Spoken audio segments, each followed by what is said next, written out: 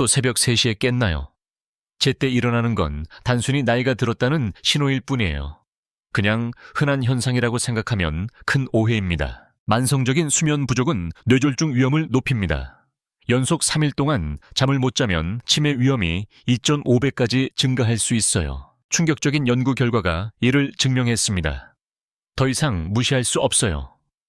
네, 가능합니다. 저는 수면의학 분야에서 30년 넘게 일해왔습니다. 저는 서울 한림대병원 신경과 교수 박준호입니다. 지금까지 7, 8천 명 이상의 환자를 치료해왔죠. 저희는 함께 많은 불면의 밤을 겪어왔습니다. 오늘 제가 들려드릴 이야기는 약 없이 깊은 잠을 되찾은 실제 사례입니다. 이것은 환자들의 생생한 증언입니다. 오늘 건강 이야기를 들려드리기 전에 채널 구독과 영상 시청 부탁드려요. 좋아요 버튼 한 번만 눌러주세요. 간절히 부탁드립니다. 이 영상을 어디서 보시나요? 거기 계신가요? 댓글로 어디서 보고 계신지 알려주세요. 이 영상을 보고 계신다면 꼭 알려주세요. 제 할아버지가 지난달 응급실에 실려갔습니다. 67세 김명수 할아버지 이야기를 시작해볼까요? 할아버지는 새벽 4시에 욕실에 들어가셨습니다. 넘어지셨죠. 다행히 할머니께서 빨리 발견하셨어요. 덕분에 생명을 구할 수 있었지만 원인은 정말 충격적이었어요. 선생님 남편이 3년째 이렇게 식사도 제대로 못하고 있어요.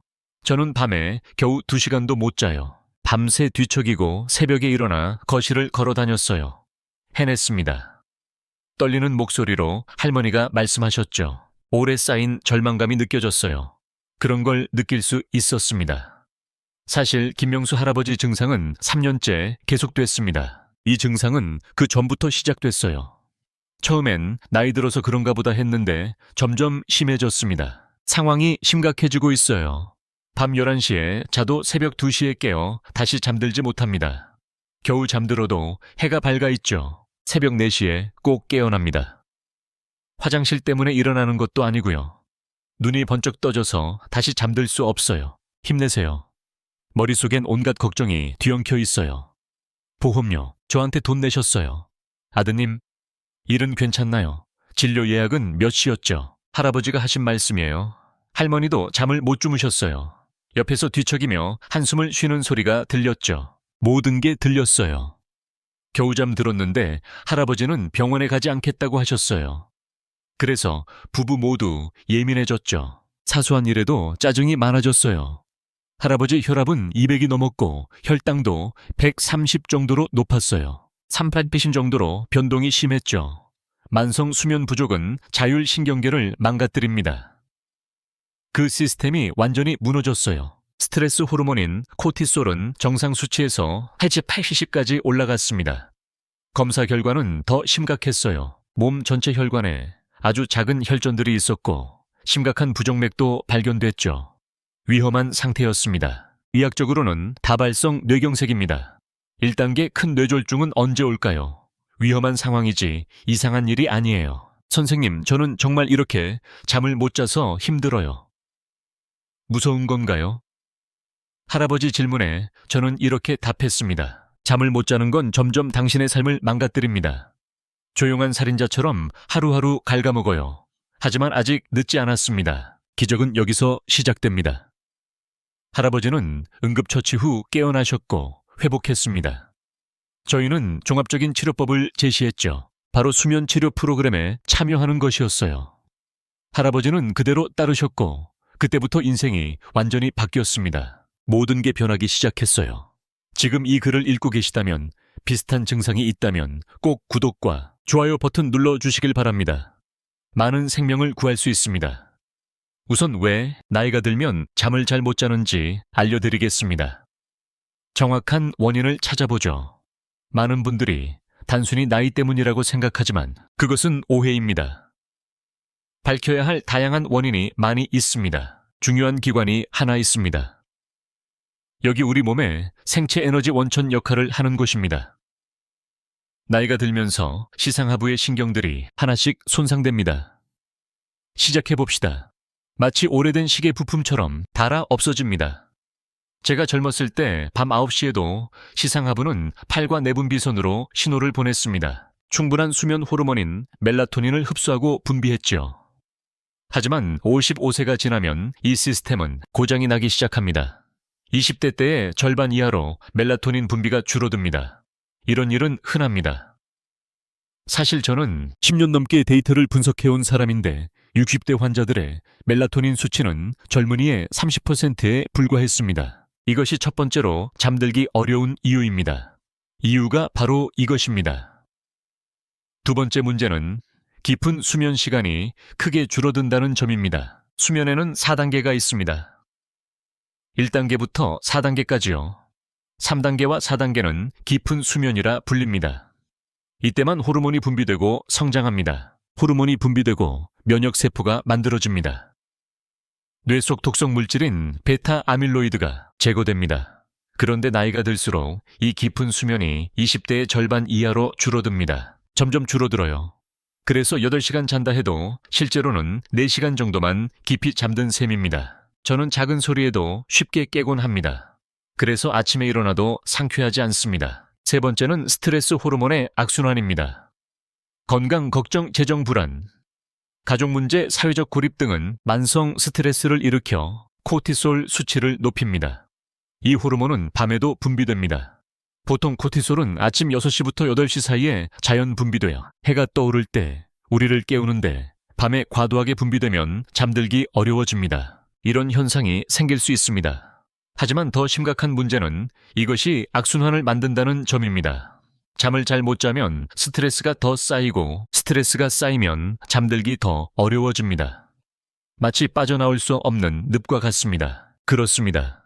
구체적인 해결책은 이 과정에서 알려드리겠습니다. 가장 첫 번째, 이자 중요한 것은 온도입니다. 바로 침실 온도 조절입니다. 할아버지 댁을 방문했을 때 선실 온도가 26도였어요. 더 이상 시원해질 수 없었죠.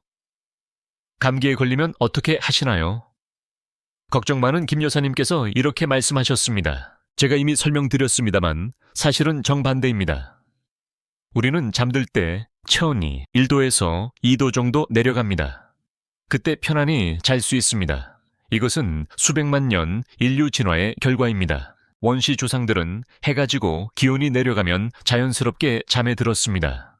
이 본능이 유전자에 남아 있습니다. 과학적 증거를 드리자면 하버드 의대에서 15년간 진행한 연구에서 18도에서 20도의 서늘한 환경에서 자는 사람들이 따뜻한 환경에서 자는 사람보다 깊은 잠을 잤습니다. 깊은 잠 시간이 3배나 길었습니다.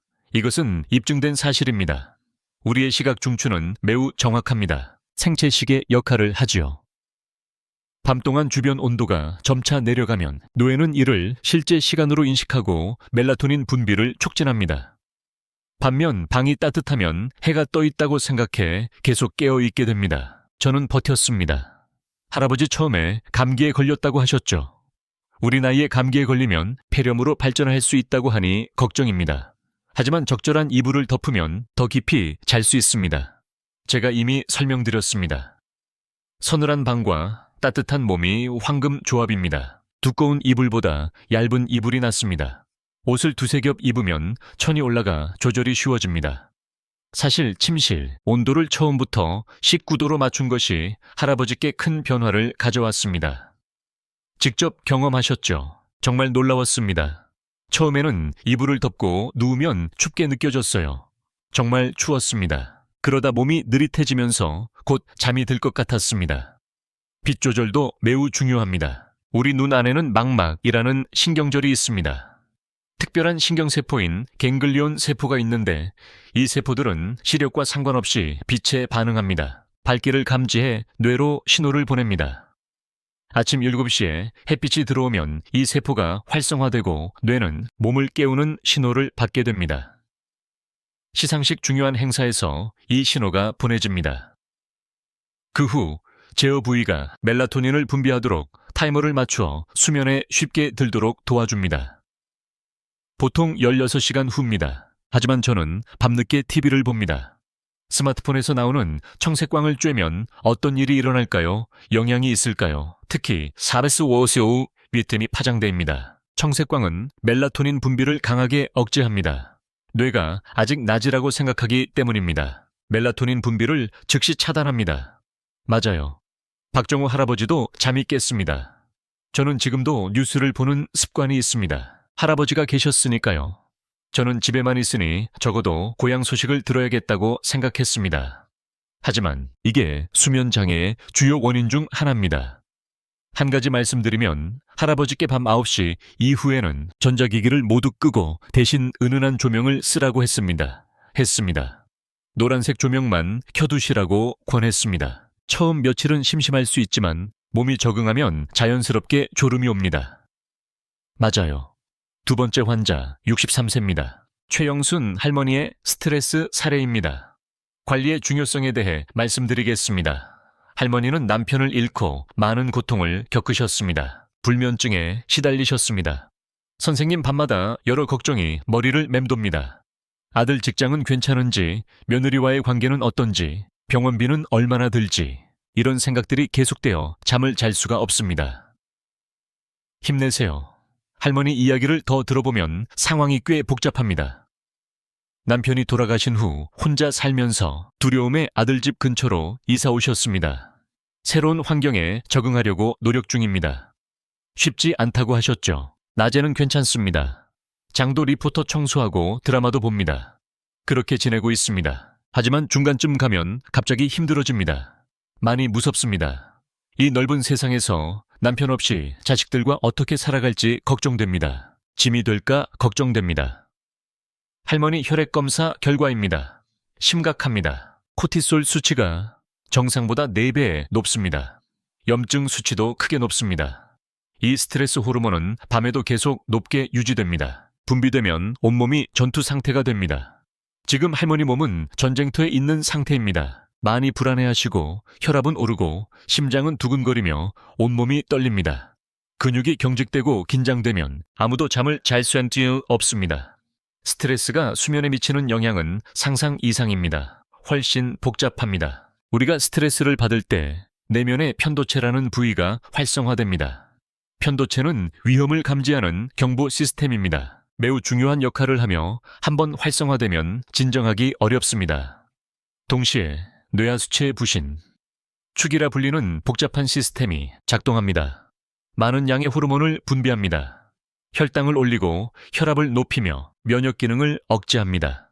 원시 시대에는 맹수로부터 도망치는 반응이 필요했지만 현대에는 오히려 건강에 해로운 독소가 되었습니다. 할머니께 특별한 호흡법을 가르쳐 드렸습니다. 알려드렸죠. 478 호흡법입니다. 코로 4초간 천천히 들이쉬고 7초간 숨을 참았다가 입으로 8초간 내쉬는 방법입니다. 제가 문제를 바라보는 관점입니다. 처음에는 어색할 수 있지만 이 호흡법에는 훌륭한 과학적 원리가 숨어 있습니다. 숨어 있습니다. 네, 분명히 있습니다. 깊게 숨을 들이쉬면 우리 몸의 교감신경이 활성화됩니다. 부교감신경은 휴식과 회복을 담당합니다. 이 신경이 활성화되면 심박수가 느려지고 혈압이 낮아지며 근육이 이완됩니다. 매우 편안해집니다. 동시에 미주신경이라 불리는 중요한 신경이 자극됩니다.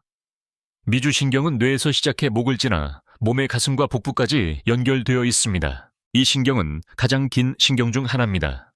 활성화되면 스트레스 호르몬 분비를 억제합니다.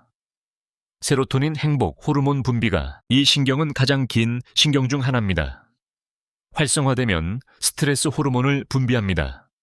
행복 호르몬인 세로토닌은 억제되고 분비가 증가합니다. 처음에 할머니께서는 의심스러워 하셨어요. 숨만 쉬어서 잠이 올 수 있다고. 그리고 무슨 문제가 있나요? 하지만 결과는 첫날부터 명확했어요. 정말 놀라웠습니다.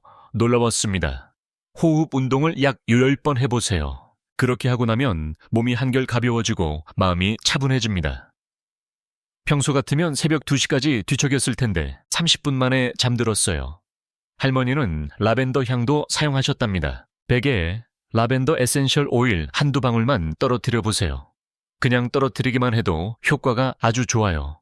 보셨잖아요. 라벤더의 주요 성분인 리날루롤은 탈취 효과가 있어요. 신경을 통해 단 0.3초 만에 변화를 일으킨답니다. 변형에는 감정과 기억을 담당하는 뇌 부위예요. 리날룰이 이곳에 작용하면 알파파가 안정적으로 활성화되어 변화가 일어나고 코르티솔 수치는 23%나 감소하죠. 과학적으로도 코르티솔 감소에 효과가 입증되었어요. 향기로 이렇게 큰 차이를 만들 수 있다니 누가 알았겠어요. 라벤더 향을 맡을 때면 어린 시절 할머니가 떠올라 마음이 편안해져요. 집에서 잠들던 기억이 나요. 그때처럼 다시 편안함을 느껴요. 박영순, 할머니 치료 과정에서 알게 된 흥미로운 점들입니다. 또 다른 방법을 찾아냈어요. 그냥 걱정을 적는 일기예요. 할머니 밤이 되면 걱정들이 떠오르잖아요. 침대 옆, 노인용 수첩에 적으세요. 자세히 적을 필요 없어요. 키워드만 간단히 적으면 됩니다. 처음에는 이상하다고 생각했지만 며칠 지나니 보시다시피 효과가 놀라웠어요. 정말 대단했죠. 걱정을 글로 적었답니다. 이걸 잊지 않고 나니 한결 후련했어요. 그리고 그 생각이 자연스레 사라지도록 두세요. 효과가 있었어요. 이것도 인지과학이에요. 근거가 확실한 방법입니다. 미처 끝내지 못한 과제들을 계속 진행하시죠. 한 가지 생각해 볼 점이 있어요. 자이거닉 효과라고 부르죠. 하지만 그 일을 밖에 적어두면 그 생각을 편안히 놓아줄 수 있어요. 네, 그게 가능합니다. 다음날 아침 수첩을 꺼내보세요. 그걸 보고 뭐라고 생각하시나요? 제가 물었죠. 웃음이 나더라고요. 그런 사소한 걱정들 말이에요. 왜 그렇게 크게 생각하는지 궁금했어요. 낮에는 별것 아닌 일이 밤에는 더 선명해지죠. 왜 이게 그렇게 큰 문제처럼 느껴질까요? 모르겠어요. 그뿐이에요. 밤에는 모든 문제가 더 크고 해결하기 어려워 보여요. 알겠어요. 전두엽 피질이 퇴화되고 있기 때문이에요. 전두엽 피질은 논리적 사고를 담당하는 곳이거든요. 문제를 해결하는 역할을 해요. 피곤하면 이 부위 기능이 떨어져서 감정에 따라 생각하게 되죠. 환자는 김민철 씨 69세입니다. 제 할아버지세요. 할아버지는 당뇨병을 앓고 계시고요. 전반적으로 수면제 복용이 어려운 상황이에요. 혈당 조절약과 수면제가 서로 상호작용할 수 있어서 문제가 발생할 수 있거든요. 선생님, 저는 혈압약, 당뇨약, 콜레스테롤 약을 너무 많이 먹고 있어요. 지금 수면제를 먹으면 위가 아파요. 참을 수 있겠어요. 할아버지의 걱정이었죠. 그래서 자연스럽게 치료법을 제안했어요. 꿀과 특히 천일염을 사용하는 음료예요. 하지만 할아버지는 당뇨병이 있으니 스테비아 같은 천연 감미료를 대신 쓰자고 했어요. 그렇게 하기로 했죠. 당뇨가 있다면 꿀을 못 드시나요? 할아버지 질문에 저는 이렇게 설명했어요. 꿀의 역할을 제대로 이해하면 가능하다고요. 꿀은 숙면을 돕습니다. 단순히 단맛 때문만은 아니에요. 뇌가 휴식 모드로 전환하도록 충분한 에너지를 공급해 주거든요. 스테비아나 자일리톨 같은 천연 감미료도 비슷한 효과를 낼 수 있어요. 네, 만드는 방법도 간단해요. 따뜻한 물, 200ml의 스테비아, 히말라야 핑크 소금, 작은 술, 작은 술을 더 넣고 잘 저어주세요. 맞아요. 잠들기 30분 전에 마시는 게 좋아요. 효과가 있답니다.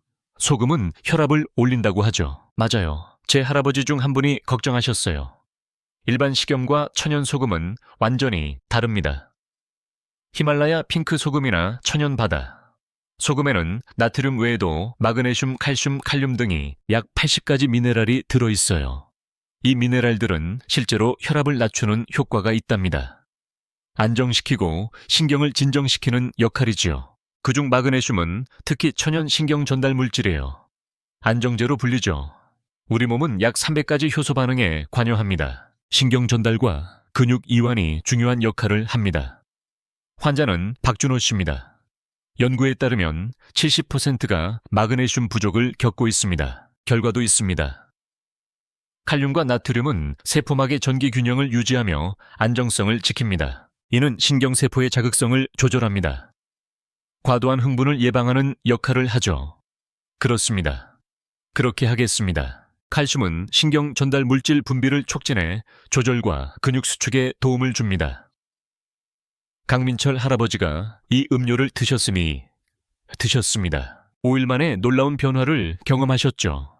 처음엔 조금 의심했지만 정말로 이상하게도 마신 후 20분 만에 졸음이 왔습니다. 새벽에 일어나도 다시 하려고 합니다. 확실히 더 빨리 잠들어요. 더 놀라운 건 혈당에도 영향을 준다는 점입니다. 긍정적인 변화가 있었죠. 충분한 수면은 인슐린 저항성을 줄여줍니다. 혈당 조절이 더 쉽고 잘 됩니다. 맞아요. 당뇨약을 복용해도 효과가 없었는데 이젠 혈당이 내려가서 잠이 더 잘 와요. 안정적입니다. 이것도 과학적으로 설명할 수 있죠. 수면 부족은 인슐린 저항성과 혈당을 높입니다. 조절을 어렵게 만듭니다.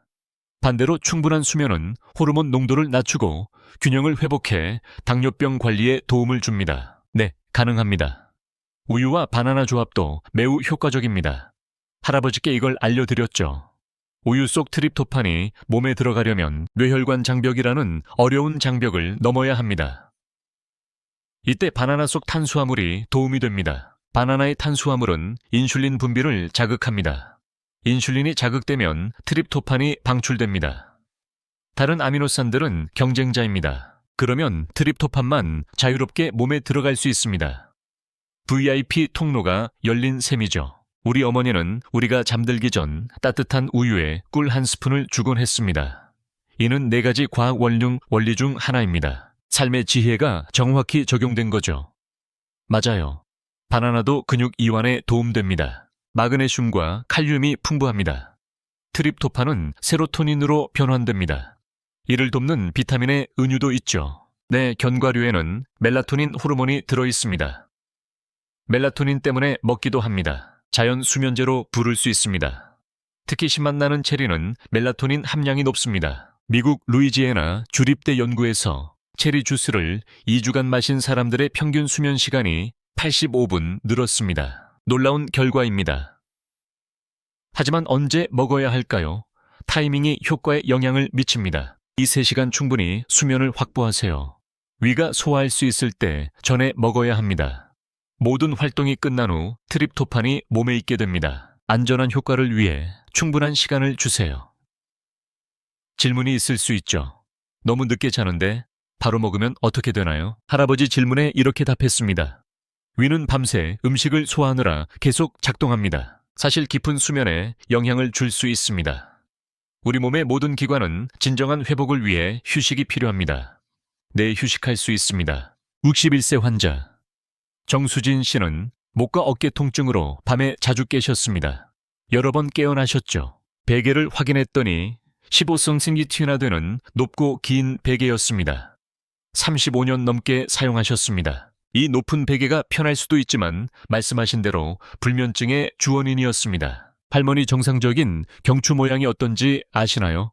그 모양을 그려 보여드렸습니다. 목이 약간 앞으로 굽은 게 정상입니다. 하지만 베개가 너무 높으면 똑바로 누울 때 이 곡선을 펴서 일직선이 됩니다. 우리는 척추가 자연의 위대한 건축물임을 알고 있습니다. 옆에서 보면 완벽한 S자 곡선을 이루는 구조입니다. 이 곡선을 유지해야 합니다. 앞으로 굽은 곡선이 돌아와서 요추도 앞으로 향합니다. 곡선이 있어야 정상입니다. 완벽한 설계로 스프링처럼 작용해 걷거나 뛸 때 큰 에너지를 만듭니다. 충격을 흡수하고 체중을 효과적으로 분산합니다. 힘을 나누죠.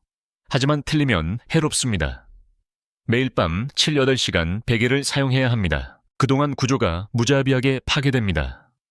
더 심각한 건 이런 변화가 점진적으로 일어나기 때문에 느끼지 못한다는 점입니다. 문제는 그걸 피할 수 없다는 거예요.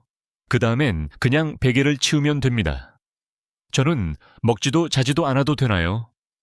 그 질문을 들었을 때 저는 고개를 저었어요. 그것도 문제입니다. 베개를 안 쓰거나 너무 낮은 베개를 쓰면 목이 뒤로 젖혀져서 기도가 너무 좁아지거든요. 이 때문에 코를 골거나 수면 무호흡이 생기면서 상태가 더 심해질 수 있어요. 적당한 베개 높이를 찾는 방법은 정말 놀랍습니다. 아주 간단해요. 편안하게 서서 등을 벽에 기대세요. 그리고 머리 뒤와 벽 사이에 빈 공간을 재면 됩니다. 깊이를 측정하세요. 그 거리가 정확합니다. 흰색이 목의 곡선에 가장 잘 맞는 높이입니다. 그것이 바로 베개의 높이입니다. 하지만 사람마다 체형이 다릅니다. 공통 기준이 있나요? 다음 질문에 대해 답하겠습니다. 설명드렸습니다. 보통 누웠을 때 약 6cm에서 8cm 정도입니다. 옆으로 누울 때는 어깨가 수평을 이루도록 하여 약 10cm에서 15cm 정도가 적당합니다. 적당해야 합니다. 하지만 가장 좋은 방법은 직접 측정하는 것입니다. 김영자 할머니께서 베개 높이를 7cm로 낮추셨습니다. 첫날부터 놀라운 변화를 경험하셨습니다. 40년 동안 높은 베개가 편안함을 주었는데요. 낮은 베개로 바꾸니 목 통증이 줄었습니다. 이렇게 편할 수 있나요?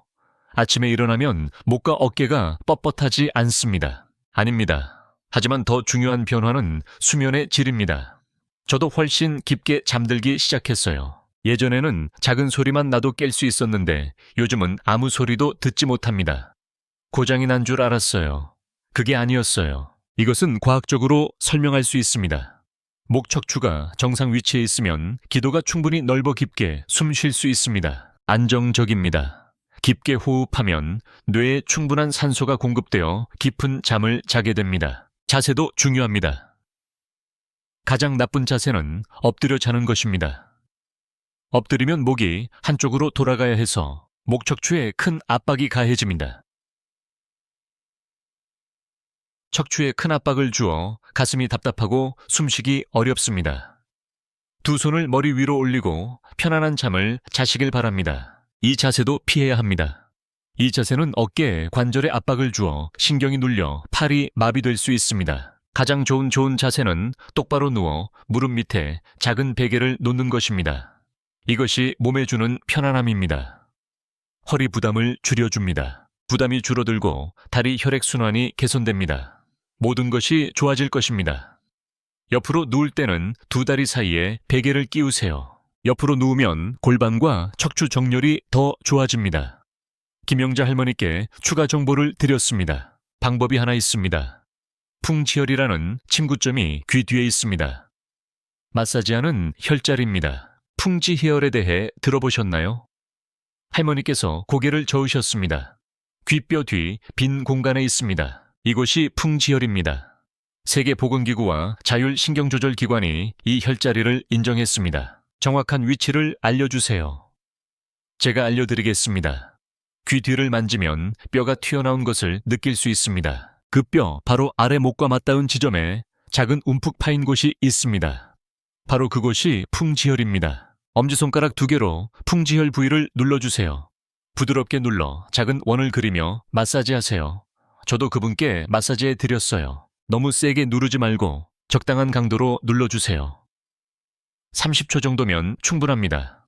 침술 효과가 정말 놀랍습니다. 풍지혈을 자극하면 혈류가 증가해 미주신경이 안정되고 개선됩니다. 멜라토닌 분비도 촉진됩니다. 멜라토닌은 자연스러운 수면을 돕습니다. 정말 훌륭합니다. 동양의학에서 이 혈자리는 수천 년간 사용되어 왔습니다. 불면증 치료에 사용되었으며 현대의학에서도 그 효과가 과학적으로 입증되었습니다. 연구 결과 이 혈자리가 불면증에 효과적임을 보여줍니다. 긍정적인 결과가 많습니다. 정말 훌륭합니다. 귀 뒤를 부드럽게 눌러주세요. 동시에 머리가 맑아집니다. 졸리지만 머리는 매우 상쾌합니다. 할머니의 느낌입니다. 제 느낌도 그렇습니다. 이제 이문석 할아버지가 완전히 건강해지신 이야기를 해드리겠습니다. 회복 과정을 자세히 말씀드릴게요. 할아버지께서 저에게 모든 것을 알려주셨습니다. 체계적으로 방법을 적용했습니다. 먼저 환경을 조성하는 것부터 시작했어요. 침실 온도를 19도, 습도를 55%로 조절했습니다. 미세먼지 제거를 위해 공기청정기도 설치했습니다. 알레르기 유발 물질을 제거했습니다. 베개 높이는 원래 12cm쯤에서 7cm로 낮추고 새 매트리스를 사용했습니다. 바꾸셨군요. 처음에는 불편할 줄 알았지만 며칠 지나 보니 오히려 더 편안했습니다. 생활 습관도 완전히 바꾸셨습니다. 잠자기 2시간 전에는 모든 전자기기를 끄고 불은 끄고 은은한 노란빛 조명으로 바꾸셨습니다. 불을 켰습니다. 라벤더 향을 맡으며 소금꿀 음료를 즐기고 풍지혈 마사지를 받으셨습니다. 침대에 누워 478 호흡법을 합니다. 발끝부터 시작해 10번 반복하세요. 이건 몸 전체의 긴장을 풀어주는 이완법입니다. 해보셨군요. 처음엔 복잡할 줄 알았는데 의외로 쉽더라고요. 집중하니 몸이 자연스럽게 편안해졌어요. 기억나요. 매일 아침 7시에 베란다에 나가 햇볕을 쬐면서 가볍게 스트레칭을 했죠. 잘하고 계세요. 이건 생체 시계를 조절하는데 아주 중요해요. 아침 햇볕을 받는 게 핵심이죠. 몸이 더 활발해지고 밤에는 자연스럽게 조절됩니다. 더 쉽게 졸리고요. 식사도 잘 조절하셨네요. 오후 6시 이후엔 가벼운 음식만 드세요. 오후에는 카페인 음료를 피하고요. 밤 8시 이후엔 절대 먹지 마세요. 괜찮아요? 대신 저녁에는 카모마일 차나 라벤더 차를 마실 수 있어요. 단 일주일 만에 기적 같은 변화가 일어났습니다. 상태가 좋아지기 시작했어요. 밤중에 깨는 횟수가 번에서 1번으로 줄었고 다시 잠드는 시간도 짧아졌죠. 1시간에서 10분으로 줄었어요. 2주 후에는 변화가 더 놀라웠습니다. 드디어 나타났어요. 잠드는 시간이 2시간에서 20분으로 줄었고 깊은 잠 비율도 지금은 증가했어요. 뇌파 검사 결과 3단계와 4단계 깊은 잠이 치료 전보다 2배로 늘었습니다. 확실히 눈에 띄게 늘었네요. 저는 3주 만에 완전히 회복했습니다. 그걸 모두가 봤어요. 밤 10시에 자연스럽게 잠들고 새벽 6시까지 한 번도 깨지 않고 깊은 잠에 빠졌어요. 20년 전으로 돌아간 기분이에요. 이렇게 편안하게 잔 게 언제인지 기억도 안 나요. 정말 좋은 잠이었죠. 할아버지 몸이 스스로 치유되기 시작했어요. 첫 번째 변화는 혈압이 220에서 정상인 140으로 내려갔고 혈당도 400에서 허용 범위 내로 감소했습니다. 150으로 안정됐어요. 의사 선생님도 놀라셨죠. 지도대로 맞는데 왜 그런지 궁금해하셨어요. 당신이 더 건강해졌는지 물으셨어요. 할아버지 얼굴에 건강한 미소가 확실히 나타났죠. 기쁨이 뚜렷했습니다. 염증 수치도 개선됐어요. 염증 유발 단백질인 C반응 단백질이 정상 범위 내로 줄어 정상의 3배에서 감소했습니다. 백혈구 수도 줄어 면역력이 좋아졌음을 나타냅니다. 지표들이 정상화됐고 더 놀라운 건 인지 기능이었어요. 확실한 개선이었죠. 충분한 잠이 기억력과 집중력 향상에 큰 도움이 됐습니다. 요즘은 며칠 전 약속한 대로 하고 있어요. 책을 읽고 내용을 기억해도 머릿속에 담기지 않으면 소용없잖아요. 수면제 복용량을 점차 줄이고 있습니다. 한 달 후에는 완전히 끊을 거예요. 다 끝났어요. 처음엔 걱정이 많았죠. 약 없이 잘 잘 수 있을까 생각했는데 자연스럽게 자니까 약이 필요 없더라고요. 얼굴이 붉어지고 표정이 밝아졌어요. 아침이 더 밝아지고 걸음도 가벼워졌습니다. 정말로 아침이 밝아졌어요. 무엇보다 밤이 두렵지 않아요. 할아버지 말씀에 진정한 의미를 느낄 수 있고 회복을 체감하고 있습니다. 제가 알려드린 방법들이 정말 효과적이에요. 주요 원칙을 정리해 드릴게요. 우선 수면 환경 최적화가 가장 중요합니다. 아주 기본적이죠. 침실 온도는 18도에서 20도 사이가 적당해요. 습도는 50%에서 60%로 유지하세요. 가능한 한 어둡고 조용하게 만드세요. 환경을 조성할 때 완벽한 정숙함이 필수입니다. 힘들면 백색 소음을 계속 틀어도 좋아요. 그것도 도움이 됩니다. 두 번째, 규칙성이 인생입니다. 매일 같은 시간에 자고 같은 시간에 일어나는 게 중요해요. 가능하면 주말에도 이 습관을 유지하세요. 시간을 꼭 지키도록 노력하세요. 우리 몸의 생체 시계는 규칙성을 원합니다. 저는 이 점이 참 좋아요. 세 번째, 식사와 수면 시간도 중요해요. 자, 잠자기 최소 3시간 전에 식사하세요.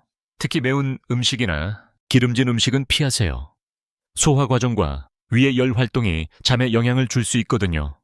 네 번째, 카페인 섭취 관리가 매우 중요해요. 카페인은 8시간 동안 효과가 지속됩니다. 몸에 남아있으니 지금이 오후 2시라면 커피, 녹차, 초콜릿, 카페인 함유 식품을 피해야 합니다. 다섯 번째, 잠자리 의식을 만드세요. 매일 밤 자기 전에 30분 동안 순서대로 습관을 만드는 것이 좋아요. 예를 들면 따뜻한 무탄 물 한 잔 마시기, 발을 씻고 편안한 잠옷으로 갈아입기, 조명 밝기를 낮추고 호흡 운동이나 명상하기. 이 습관을 반복하면 몸이 자연스럽게 잠잘 준비를 하게 됩니다. 마지막으로 64세 김영자 할머니 이야기를 들려드리겠습니다. 이야기를 마무리하겠습니다. 저희 할머니는 20년 넘게 치매를 앓으셨어요. 저는 불면증이 있었고 여러 병원을 다니며 수면제를 복용했죠. 여러 방법을 시도했지만 효과가 없었어요. 선생님도 잠을 못 주무셨나요? 오래전 일이에요. 나이가 들면 어쩔 수 없는 부분이 있죠. 저도 그렇게 생각했어요. 눈만 감아도 쉬고 있다고 스스로 위로하며 그렇게 살아왔죠. 할머니를 처음 방문했을 때 그 모습이 정말 안타까웠어요. 깊은 다크서클, 멍한 눈빛, 혼란스러운 표정이 말 한마디마다 느껴졌죠. 피곤했어요. 20년 동안 불면증에 시달리신 할머니의 고단한 삶이 눈빛만으로도 전해졌어요. 하지만 할머니는 마지막 희망을 품고 저의 치료 프로그램에 참여하셨어요. 그렇게 하셨죠. 선생님, 이번이 정말 마지막 기회입니다. 이번에 안 되면 포기할 거예요. 저는 살고 싶어요.